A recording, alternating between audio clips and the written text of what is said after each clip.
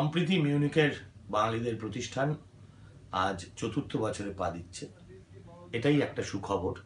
তার চেয়েও বড় সুখবর যে এই জন্মবার্ষিকী পালন করতে সম্প্রতি আরেকটা নতুন অভিনব উদ্যোগ নিয়েছে।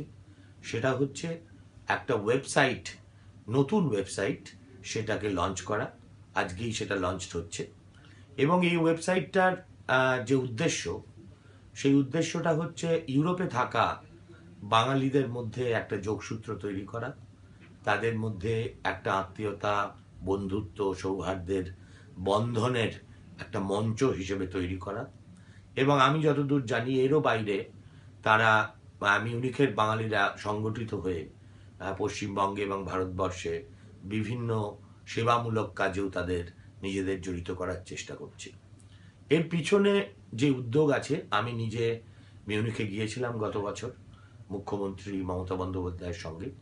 তখনই সম্প্রীতির সদস্যদের সঙ্গে আমার আলাপ হয় এবং একটা জিনিস যেটা আমাকে সবচেয়ে মুগ্ধ করেছে সেটা হচ্ছে যে সচরাচর বাঙালিদের মধ্যে আমরা যে নঙর্থক মানসিকতা দেখি, মিউনিখে গিয়ে দেখলাম সেটা একেবারে বিপরীত চিত্র।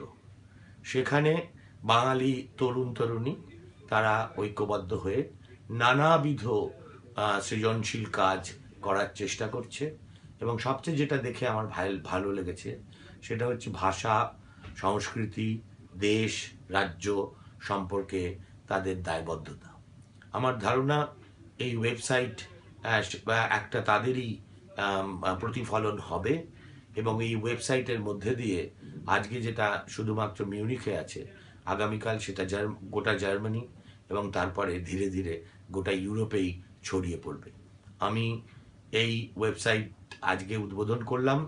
শুধু তাই নয়, এটা করে আমি নিজেকে বাঙালি হিসেবে খুব গর্বিত অনুভব করলাম এবং এখন আজকের পৃথিবীতে এই প্রযুক্তির বাজারে তো দূরত্বটা একটা জাস্ট সময়ের, এর বাইরে আমরা সবাই ইচ্ছে করলে একে অন্যের সঙ্গে বাড়িতে বসেই যোগাযোগ রক্ষা করতে পারি। সুতরাং এই যে উদ্যোগটা আজকে সম্প্রীতি মিউনিখে শুরু করলো, সেই উদ্যোগকে সফল করার জন্য ব্যক্তিগতভাবে আমার যদি কিছু করণীয় থাকে এবং আমাকে যদি সম্প্রীতির সদস্যরা কিছু অনুরোধ করেন, আমি খুব সক্রিয়ভাবে এতে সামিল হব, এই কথাও আজকের এই শুভ দিনে বলে রাখছি।